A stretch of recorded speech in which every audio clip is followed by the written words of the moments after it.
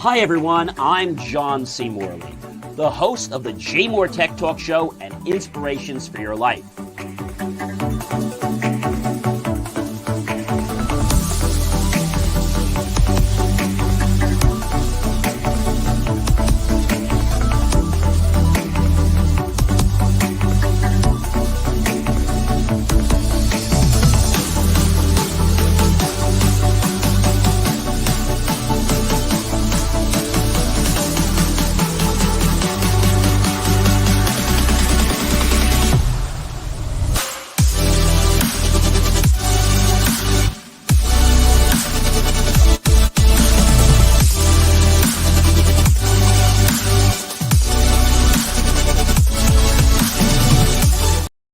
Hey guys, it is John C. Morley here, serial entrepreneur. Hopefully you caught my hat. My hat, in case you guys didn't see it, it actually says believemeachieve.com, but I'll give you guys a second to watch us cycling around there. Believemeachieve.com. And you can catch all my great information there. So definitely check that out, everyone. I think you guys will be really happy with all the great content. Do be sure to follow, like, and support. I really do appreciate that. From the bottom of my heart, for those of you that are mourning over Good Friday, today is Good Friday. So my solemn wishes for everyone that is observing Good Friday today, that it is a peaceful one, a remorseful one, and one that we all can give gratitude for our Savior that has gone before us. So I do want to wish that to those of you that are celebrating Easter this weekend. And I want to thank you for being here with me, whether you're here when we're live or whether you're here later on or any other time during the day. Thank you so much for being here and watching the JMOR Tech Talk Show. You know, we're on Series 3, ladies and gentlemen, in case you didn't know that. We're on Series 3, which means we're into our third year, and we're on show number 13. That is pretty cool. So let's get right in, because I got lots of stuff to share with you tonight. All right. First thing is this. What is Truth Social? Somebody know what is Truth Social? Well, I'll give you a hint. This is something Donald Trump has put together. Former President Donald Trump launched the social media platform Truth Social in the early 2022 after he was banned from major sites such as Facebook and other places like Twitter. And we all know what happened on January 16th on the attack on the U.S. Capitol. So what's interesting about Truth Social is, so Donald Trump, previous president, has said that he created this platform to allow people to speak freely and openly whenever they want. But before Truth Social, there was a short-lived blog on Trump's personal website called Donald J. Trump. But it didn't last long, and Trump's camp was already hinting that the former social media platform in the works, and Truth Social really got up and running in February 22. It was a little glitchy to start, but it's interesting to see what's going to happen and what's going to go on. And now Truth Social, if I remember correctly, Truth Social is, in case you guys didn't know this, yes, Truth Social is now basically available to the public, as I mentioned to you. Truth Social is also, guess where else it is? Yes, this is going to probably blow your mind, ladies and gentlemen. Truth Social, basically, they announced a merger that would take it public. Trump Media, the parent company to Donald Trump's social media platform, Truth Social, hit the market not too long ago, actually just a few days ago, under the ticker symbol DJT for Donald J. Trump. So let's take a look right now at DJT's ticker, just to see, what his ticker is doing right now. So ticker trading at, let's just see what it's doing at this moment. So the DJT stock trading symbol, let's see if we can get any information on DJT's stock. And let's see, is there anything on the DJT?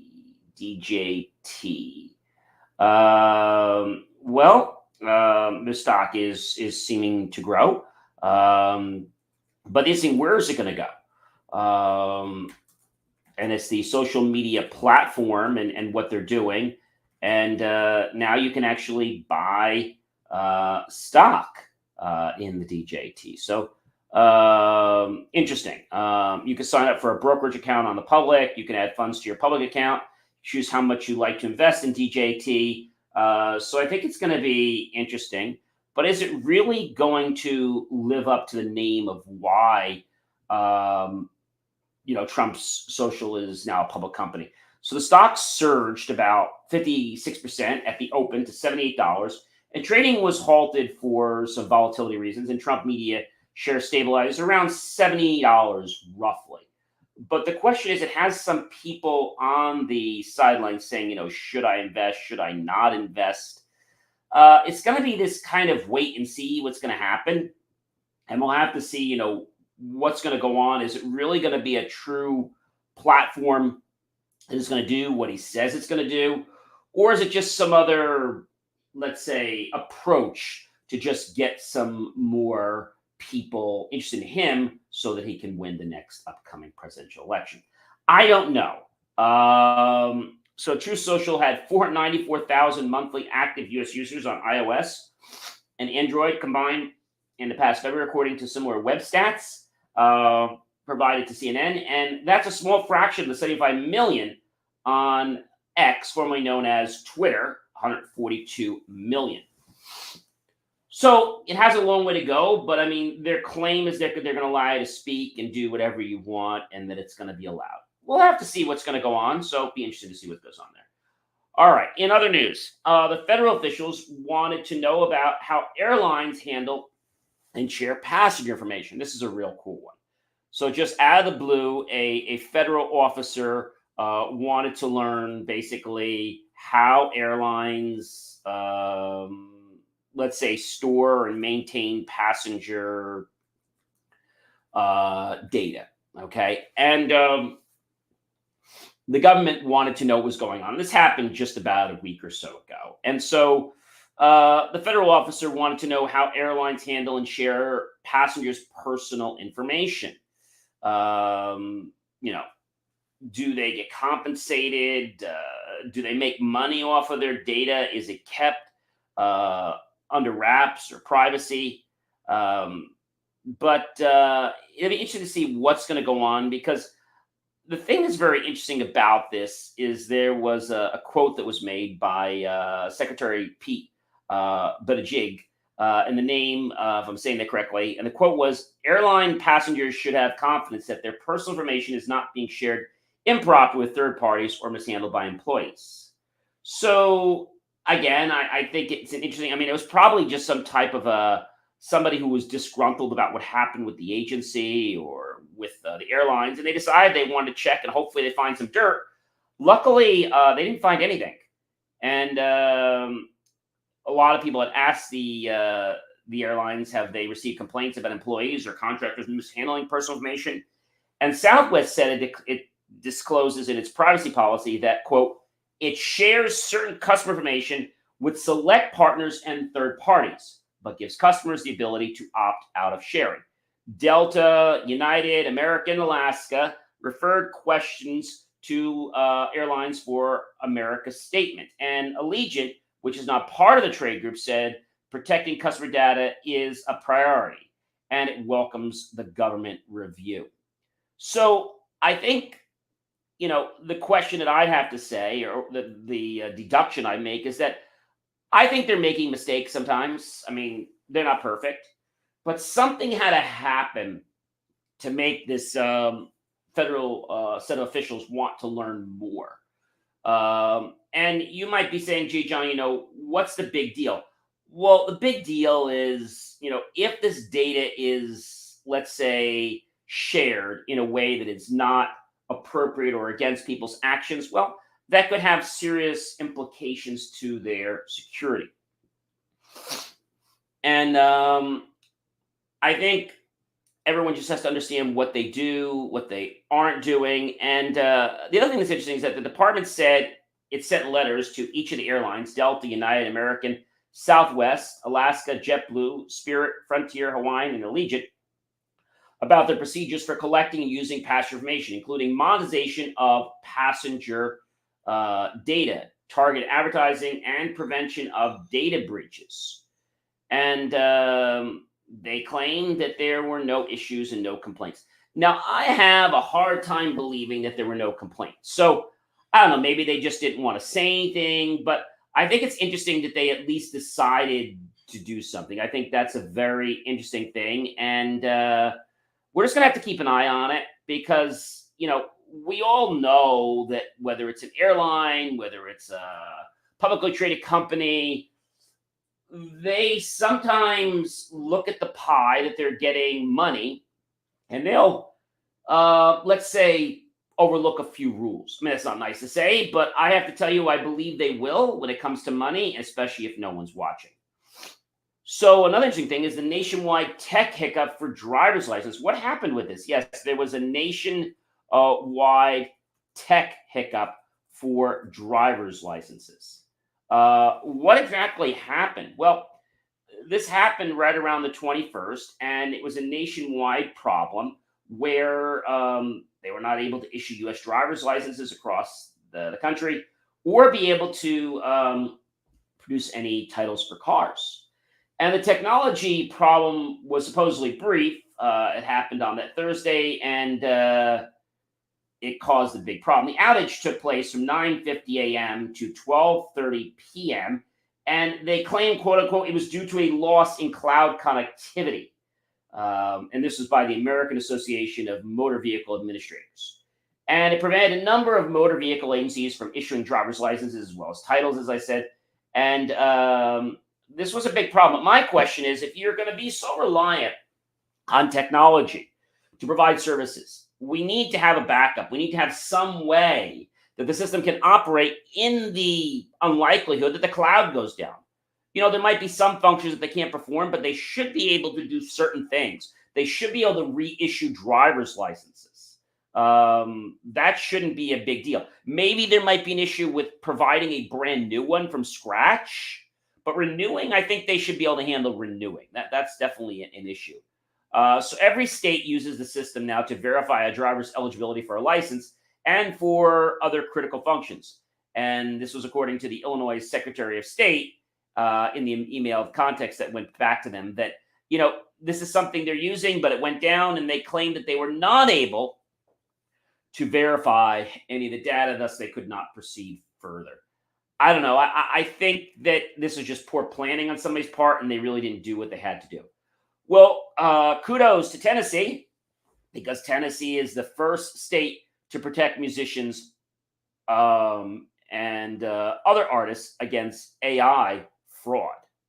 Yes, so Tennessee is protecting musicians against AI fraud. So what does this really mean? So it's in an effort to provide musical artists some protection from the AI-generated deepfakes of their voices. Tennessee recently enacted the Elvis seeking a cure problem. And Tennessee passed the Ensuring Likeliness, Voice, Image Security, Elvis Act, which goes into effect, by the way, July 1st of this year, 2024. So Ensuring Likeliness and Voice Image Security Act, the Tennessee Governor Bill Lee signed into law the Ensuring Likeliness, Voice, and Image Security Elvis Act of 2024, expanding the state's statutory right of publicly to include an individual's voice and guarding against AI misuses. I think it's great they're doing this. I think we're going to see that a lot of other states are going to follow suit with this, because we all know why Tennessee did it, because they're a big capital when it comes to making country music and other types of music, and they want to protect their musicians and their other artists. So again, kudos off to Tennessee, and I hope many other states like New Jersey, Connecticut, Delaware, and others will follow suit, maybe in Las Vegas. I think we need to see what's going to happen, and when this happens, I think it's going to become a domino effect, very similar to the way Apple had the issue with the European Union making all phones to now have the USB-C connectors on not only them, but other mobile devices, laptops, and other types of things that consumers use. Well, the French regulators fined Google 272 million in dispute with news publishers. So what happened? Yes, a $272 million dispute. And this was all with the French, the Google and the French Google and the French, basically the French government. And so the French regulators fined Google. This was on March 20th, by the way. They fined Google 272 million in dispute with news publishers. So this is very interesting because apparently they had struck some deals with the French and their media professionals. And unfortunately, Google had reneged on that offer. So the French competition authority said it issued the 250 million euro or 272 million penalty because of Google's failure to comply with some commitments it made in the negotiation framework. Now, they didn't specify exactly, but we all know that Google can be underhanded. We've known that they've gotten in trouble. We know Facebook's gotten in trouble. And when it comes down to money, let's face it, these people are not your friends. They're here to get every dollar they can, even if it's going to harm another person. The U.S. tech giant was forced to negotiate with French publishers after a court in 2020 upheld an order saying payments were required by a 2019 European Union copyright directive. Google said in a blog post that it agreed to settle a fine, which was imposed over how it conducted the negotiations because it's time to move on. Well, I don't think it's time to move on. I think it's the fact that Google's going to lose more than their shirt and shorts. And I think companies like Google and other social media companies and other people that are operating online with different platforms, they need to understand that just because you're big doesn't mean that you are not responsible and accountable. All right, so we'll keep following these stories for you, but kudos to the French for socking it to Google, because I think more people need to sock it to Google, and they need to realize that they are not the world's leaders. They might have a technology, but so what? They still don't have the right to operate in an unfair, unprofessional, and biased way that's for the best good of themselves, with harming and hurting other people physically, mentally, emotionally, etc. So here's another interesting coinky-dink. Historic bridges are under threat by truck drivers relying on GPS. So what happened? Yes, there are many historic bridges that are under attack by truck drivers. So this is a real interesting thing because, see, a lot of these truck drivers, truck driving, let's just face it, they used to be a lot more professional. Now they're not. I remember making a post earlier this week about this, and the guy got a little nasty with me and saying, well, you try to drive a truck. And I said, I don't want to try to drive a truck. I hire professionals to do things that I don't do. And just because, somebody, can't be accountable for their actions, that doesn't mean you should be putting the ball back in my court. So what the drivers are saying is that they are using GPS that's meant for cars. Unfortunately, it's getting them to crash right into these beautiful covered, whatever you want to call it, these beautiful covered bridges that are all over the country. And one of them was in Linden, Vermont. One of Vermont's historic covered bridges has been really seriously damaged. Box trucks are relying on the GPS that is designed for cars. Now, drivers can face a fine of up to $5,000 from the town, plus state penalties. And these bridges still keep getting whacked and nothing's being done. Come on. A bridge that was built in 1878 and maybe renovated in 1995 and basically being demolished because we have truck drivers that don't know how to drive professionally. I don't think truck drivers are as good as they once were. That's not to say that they can't be, but I feel that a lot of these people are not using common sense. In 2019, a delivery truck hit the supports and the engineering repair costs were nearly $100,000 on one particular bridge. So it's a big issue. And I think that saying that you're following the GPS is not really a valid reason to say it's okay to hit a bridge. It's not okay to hit a bridge. It's not okay to crash into a bridge. I mean, if you're pulling into a parking lot, for example, and you're unsure if your vehicle is going to clear that garage, you're going to be pretty careful, right? You're going to say, oh, gee, my GPS said it must be okay. You've got to use some common sense, but I think common sense is not there anymore. And many truck drivers don't understand that they've got to be accountable. And the question you might be saying is, so why are truck drivers not as good as before? Well, they seem to be good as a group of drivers, but when they're all alone and they're driving their own truck, they're not driving like they used to be. Truck drivers are declining. Statistics show that the fleet driver turnover can be as much as 50 to 100% per year. And the average driver only stays with a company 12 to 24 months. And there are several reasons for this. It can be afforded that the U.S. Full load trucking industry has been in steady decline. Truck driving is a challenge because people don't understand that, operating a truck on the road, it's not easy. But I'm not telling you to do it. I'm just saying if you're going to do it, you've got to be responsible. If you're going to be a plumber, well, you got to know how to plumb, right?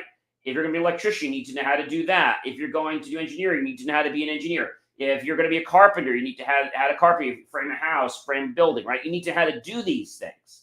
And I think a lot of people are getting lazy when it comes to things like this. And I can't believe that they just think they can just go under the bridge. I mean, they have no common sense.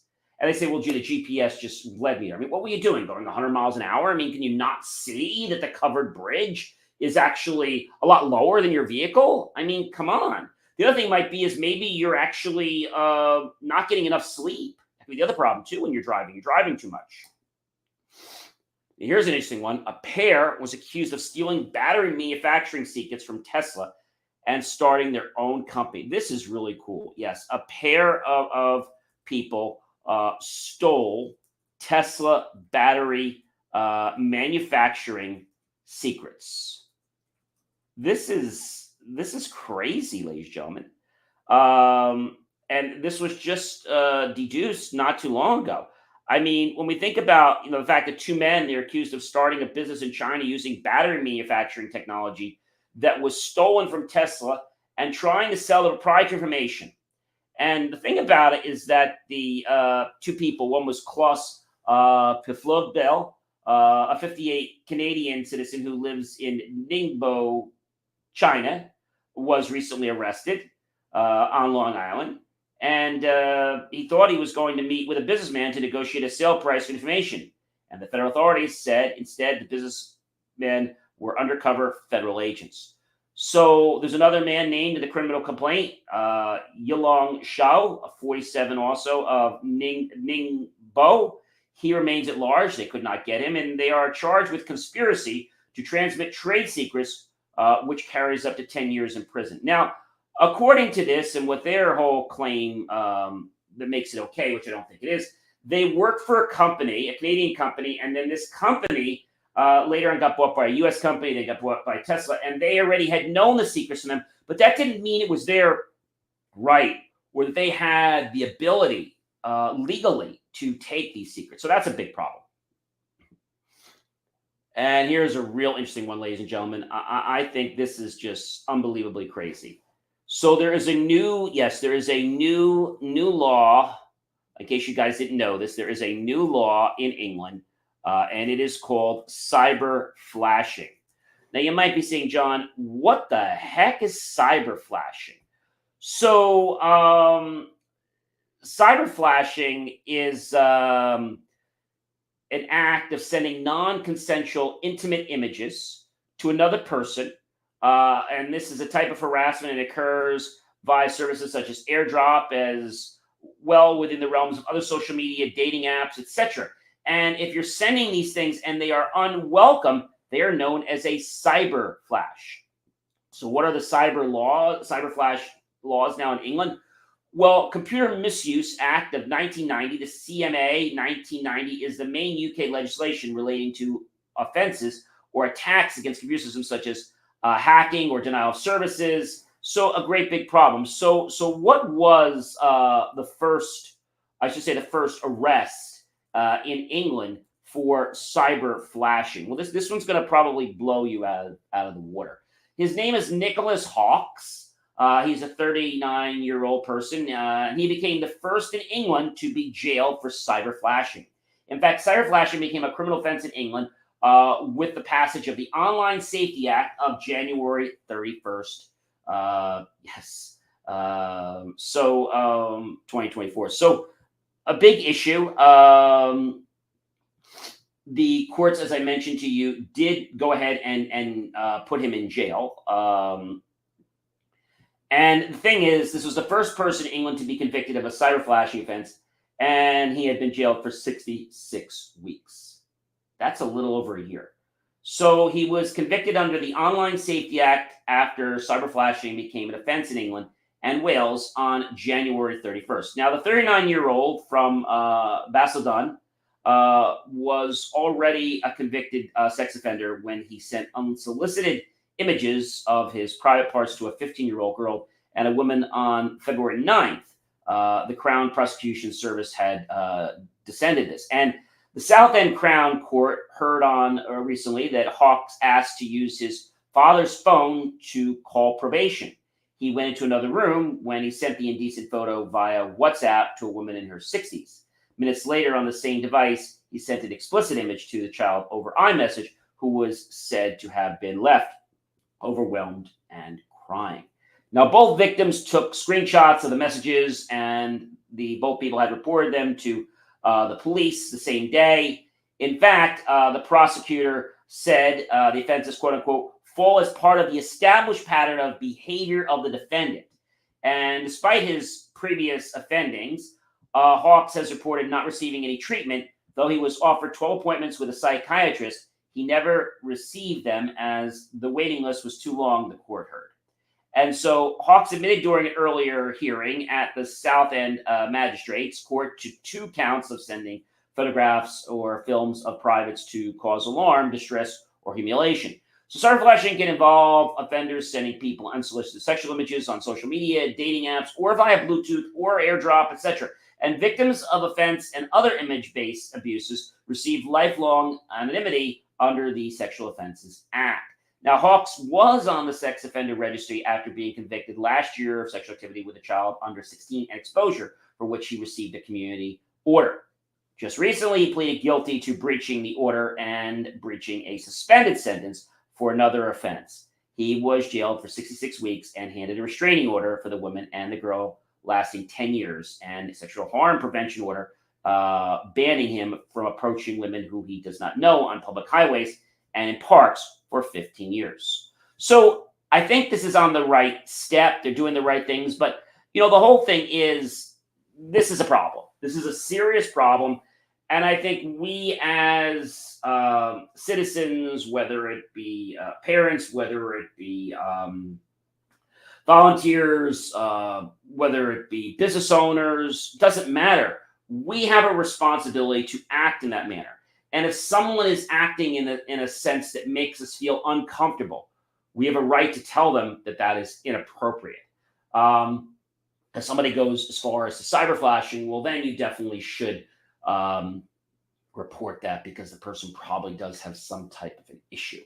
So again, cyber flashing is illegal in England and Wales. And the question people ask me is cyber flashing illegal in the U.S.?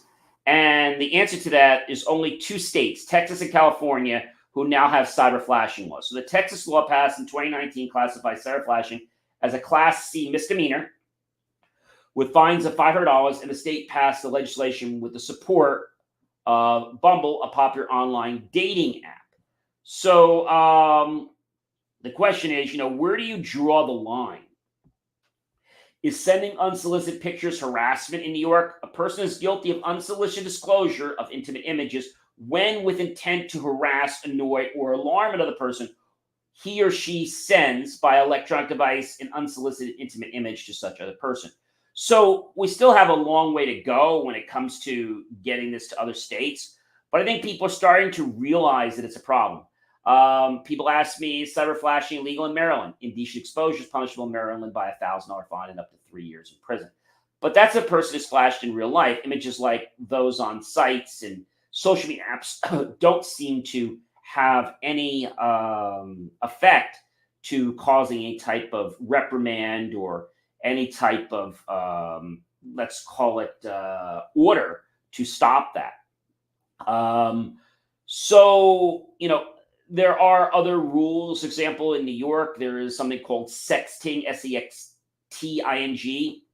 It's a crime in New York to use the internet or computer system to send a child younger than 17 any obscene material or engage in any sexually explicit communication with such a child. For example, a high school senior who sends a freshman a photo of his or her privates could be convicted under this law. So there is becoming a fine line between what's allowed and what's not. But I think it's very important that communication is open and that we're aware of what's going on, because if we're not, well, I always said to you, if you don't communicate, you're going to get in trouble. So communicate. Somebody might not like what you're going to have to say, but at least communicate and be adult enough to respect what they're going to say and abide by it. All right, guys. We have a lot of stories tonight. The AI robot, which is pretty cool, is spotting 6 tulips. This is cool. Yes. So there's an AI robot that is spotting 6 tulips. This is amazing.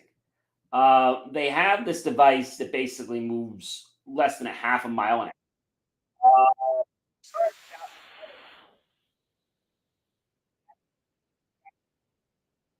Because the thing is, this would take people out of nights and cause them a lot of extra aggravation that they don't need to be part of. And so, when we think about this, a robot that can spot sick SICK tulips, and also to slow the spread of disease through Dutch bulb fields. This is amazing. But the thing is this: looking for these good tulips takes a lot of time. Bad tulips. So the way it works is this device moves up and down the fields again very slowly, probably about a half a mile an hour. And the dead bulbs are removed from the healthy ones in a sorting warehouse after they've been harvested. So it's able to identify. And the thing that's very interesting about this is part of the efforts to tackle the virus. There are 45 robots that patrol tulip fields across the Netherlands. As the weather warms up and farmers approach peak seasons, their bulb bloom into giant patchwork of colors that draws tourists from around the world. This is absolutely amazing. So how much does this robot cost? Well, in euros, it's 185,000 euros. In US dollars, it's just $200,000. A quote came from one of the people there, and quote, "But I prefer to have the robot because as a sports car, it doesn't take out the sick tulips from our field. Yeah, it's expensive, but there are less and less people who can really see the sick tulips." So here they're comparing to the fact of, should I get a sports car or should I get one of these devices? And he says he'd rather have the device because they'd rather have healthy tulips. So in just about 0.5 to 0.6 miles per hour, it hunts out the telltale red stripes that form on the leaves of infected flowers. And it is pretty cool how this works.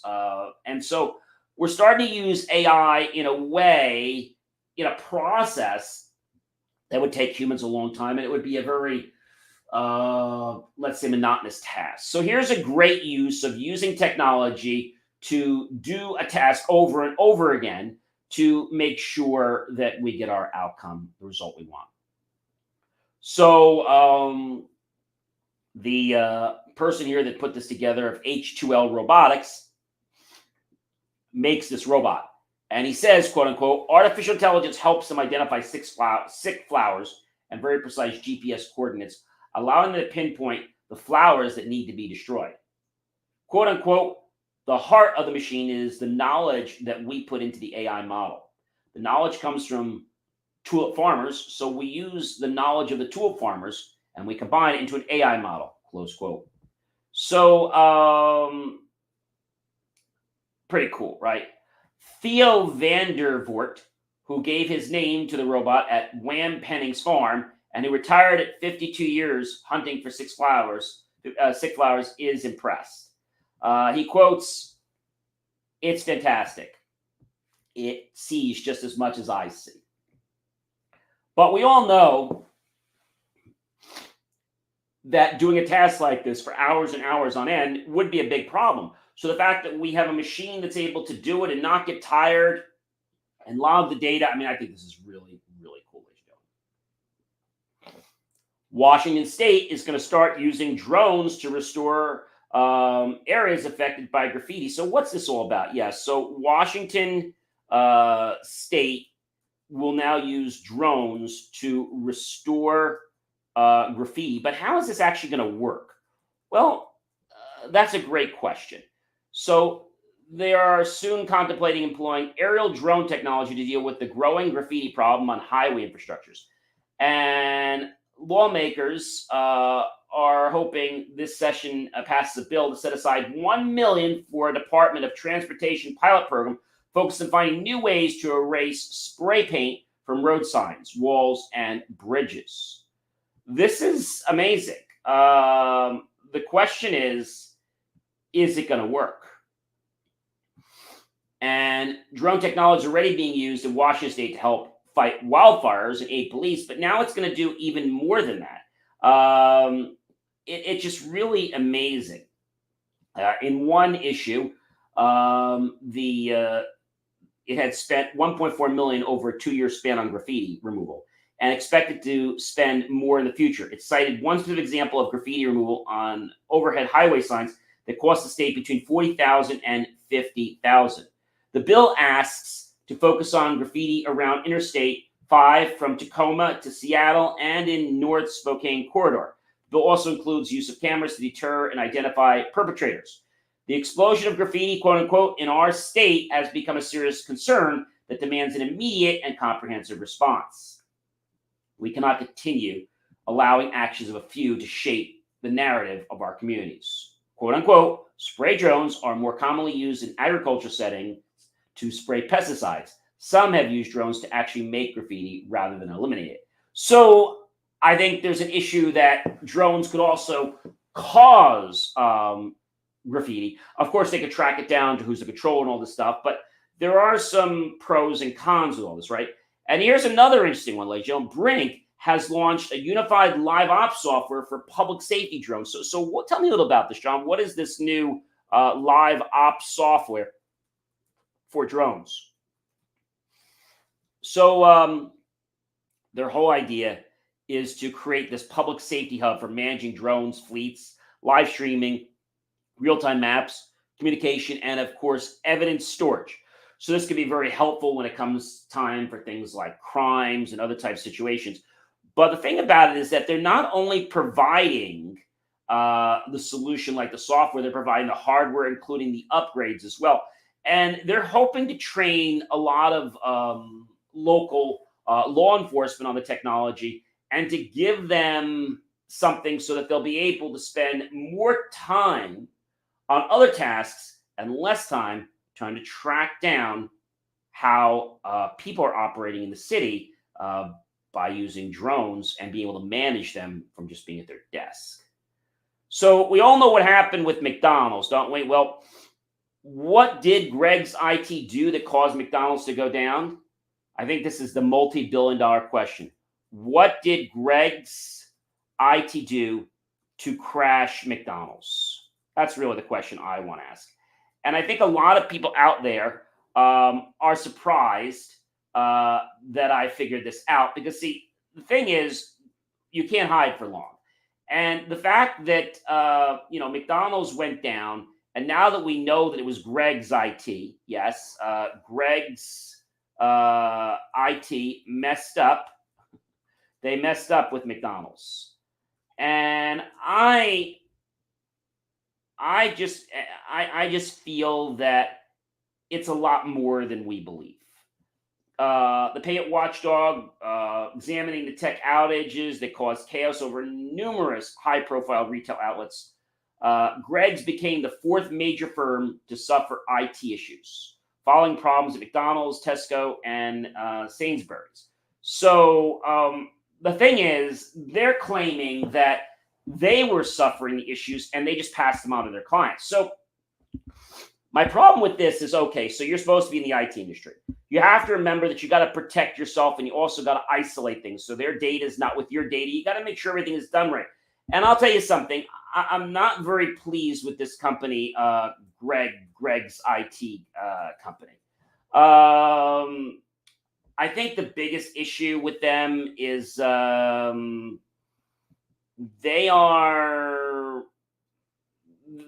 disimpress me. Let me just say that. Because just because you have an account like McDonald's or you have a huge company, I still think you got to be accountable. Okay. And whether it's McDonald's or any other company, it's a problem. So they have more than 32,000 colleagues that work at Gregg's. In case you were wondering, Gregg's is actually a UK company. Yes, they are a UK company. And I'll tell you something. It says they've been around for 85 years, building a reputation for offering great quality, freshly prepared food at low prices with great services. But I have a problem with how this works. And I just feel that, they didn't do their homework properly. And I always said this before. It's not a question of if you're going to get attacked, but when, if you're not properly protected. So I have to say shame on you, Greggs. And I think McDonald's, I think you should definitely make them accountable, because if this happens again, are people really going to give you the opportunity to come back again? I'm probably going to say no. And I am not impressed with what I see at the Gregg's company and how they handle this. Really, really bad, ladies and gentlemen. Really, really bad. I mean, it took them a long time to get them back up and running. So we'll have to see, what's going on. But I have to tell you that what Gregg's did was not acceptable. Yeah. It's Gregg's IT in the UK. And, they were known for sandwiches, pastries, but they're an IT. Okay. And so you're probably saying, so it's Gregg's IT company in the UK. And so, they basically they try to provide fast, friendly service to everyone. They are a bakery chain, but Gregg's, I just want to let you know, Gregg's is an IT company. Okay, they are an IT company. And I think what's interesting about them is they believe that they can do this. Okay, and I think they believed that this was going to be like the be all end all. But being in the UK and knowing what they did and all their stuff, I'm not impressed. I think they definitely needed to do some more work. But the question is, why? This is my big question. Why did Gregg's IT get hacked and take McDonald's down? Now, they're going to tell you that it wasn't hacked. They're going to tell you that it was a configuration issue. This is what they're all going to tell you. They're going to say it was a configuration. I don't believe them. I really don't believe them. If you're that bad at IT that you make one change that you bring down the entire enterprise, you should be in business. And I just feel that this company, what they did, it's a big problem. They blamed a third-party service provider, configuration changes, said it's not a cyber attack, but what's really the truth? I want to know why. I want to know why, ladies and gentlemen. I want to know why went down. This is what I want to know. I want to know the truth. Why? Why did McDonald's truthfully go down?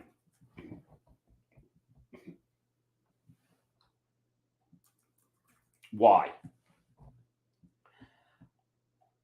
They claim it was a global IT failure. Okay, that's what they claim. They were hit by a system failure that closed the restaurant, disrupted online app orders around the world, including the United States, Australia, Japan, Hong Kong, and the United Kingdom. And all they claimed was that it was a configuration issue. And that configuration issue took them all down. I think what it really was to send a message to McDonald's saying, hey, you need us more than you think. And if we ask for more money, you know you're going to pay it. I just don't believe the way this happened. I just don't believe it. It just was too widespread around the whole world. And I don't think we're going to get the truth about it. This global IT failure is a great way to get, oh, it was an IT failure. But I don't think it's enough. I personally think, this is my opinion, I think McDonald's is lying to us about the global IT failure. I do.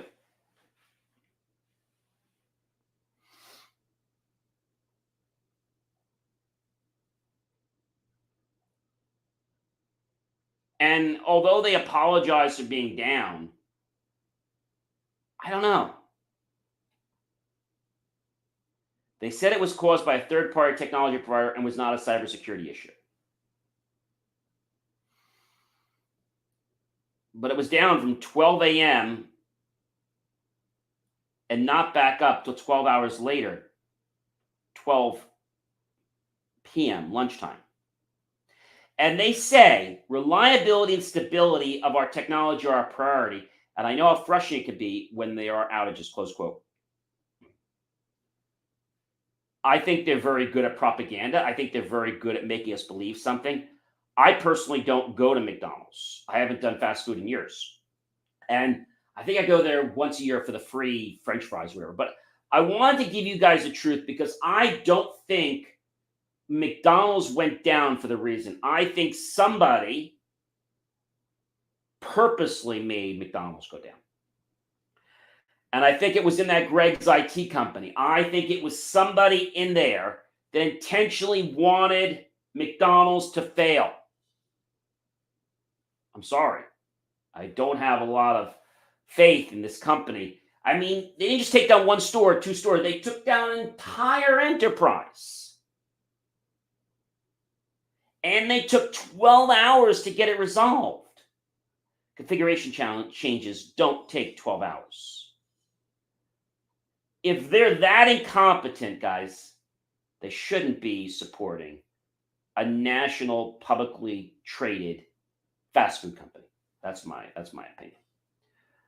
All right, guys, this has been an amazing, amazing, amazing week. I do want to leave you off with one more thing is what is in the latest iOS 17.x. So real quickly, there was a new update. iOS 17, it was actually 17.4.1. And there were two security exploits that could lead to arbitrary code execution from processing an image. The exploits were found in the core media and the WebRTC. The same exploits were fixed with Mac OS, Sonoma 14.4.1, and Apple had thanked Nick Galloway of Google Project Zero for finding and reporting the breach. So hopefully we won't see a lot more fixes, but I think the biggest thing is the fact that there's been a lot of them. And while the security flaws fixed in iOS 17.4.1 aren't as major as many emergency patches issued by Apple in recent months, it's still worth noting that you should update it. Now, I always update about a day or two after it comes out to make sure they don't try to yank or there's any problems. And the update also appears, ladies and gentlemen, to fix the battery drain bug many were suffering from an iOS 17.4, as well as a QR code scanning iPad bug. So I definitely think you should update. If you have not, you can simply go to settings on your phone, go to software or about, and choose that, and you can update it. Make sure you do have it charged. You can also schedule it to happen at night. Do it from your Wi-Fi, though. That'll be the fastest way to do it. And make sure you have plenty of power on your phone. If you're not sure, do make sure it's charged. I think Apple's going to require it to be above a certain percentage anyway. It won't even let you try to install it. But you should have it plugged in. That'll make it go faster, too. Let me know, guys, if you want to hear something in the technology realm. If you're looking to be a guest, please do reach out. Very grateful for all of you guys. I do want to take this opportunity to wish you and your family a very happy, healthy, safe, wonderful, and a very blessed Easter this weekend. If you are celebrating with myself and others, that is March 31st. And that's going to be the last Sunday, ladies and gentlemen, of March. That means that next time you see me for the JMOR Tech Talk show will be April 5th, the very first show of April. Have yourself a great rest of your night. Again, a happy Easter. And I'll catch you guys real soon. All right, everyone, take care. And remember, let's use technology smart and use it as the tool to do the greater good for all concerned. And I'll catch you guys real soon. All right, everyone, be well.